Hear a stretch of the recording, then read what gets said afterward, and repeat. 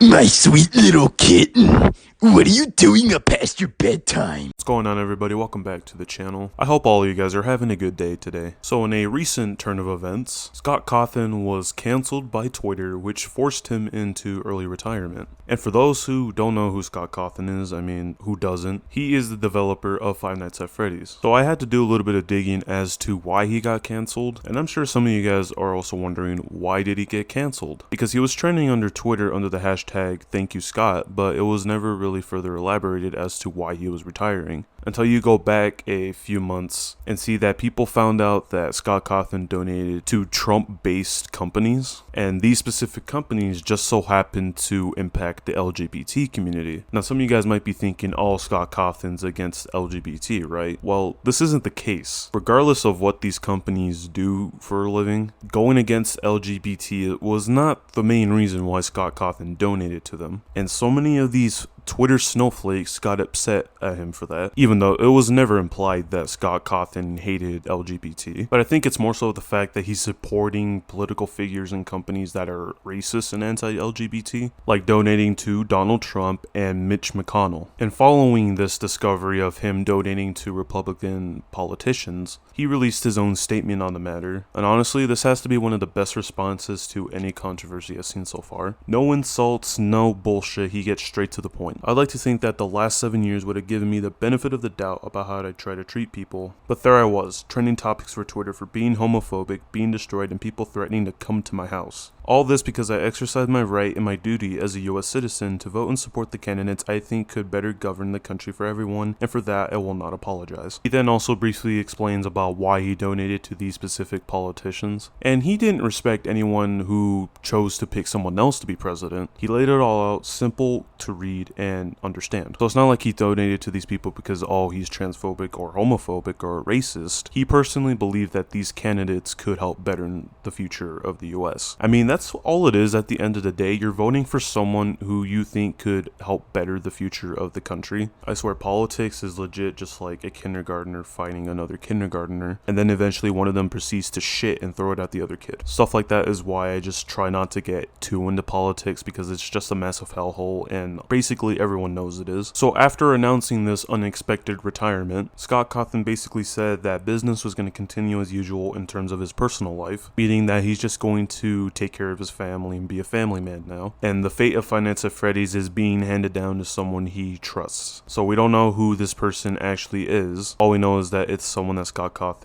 preferably wanted to run the series now. And he expressed interest in returning to game development, although he said he would treat it more as a hobby rather than a job. Personally, I think he was supporting the wrong people for the right reasons, because there is no mention of him being homophobic, racist, or transphobic, or anything that ends with phobic or ist. He simply just explained his views and left it at that. But people then had the audacity to start harassing and doxing this man, even sending death threats to him and his family. He received death threats, has been harassed, has been doxed. People have the fucking nerve to say that, oh, he received criticism one time, that's why he's retiring. Let alone the fact that one piece of criticism is what led to the eventual creation of Five Nights at Freddy's. But now let's never mind that fact, right? Regardless if you hate the franchise or not, he went from the ground up. At the end of the day, he's a man with opinions. He could freely choose how to spend his money. You don't support game developers because of their political beliefs. You support them because they make a game you really, really like. I mean, people are still supporting Nintendo, and they do a lot of shady business tactics. Horrible analogy, but you get the point, right? At the end of the day, there's still going to be people that support him because of his legacy, not because of what he does in his spare time with his money. And on his website, he did write a whole statement. Now, because that is very long, I'm going to go ahead and just, let you guys go ahead and read it for yourselves.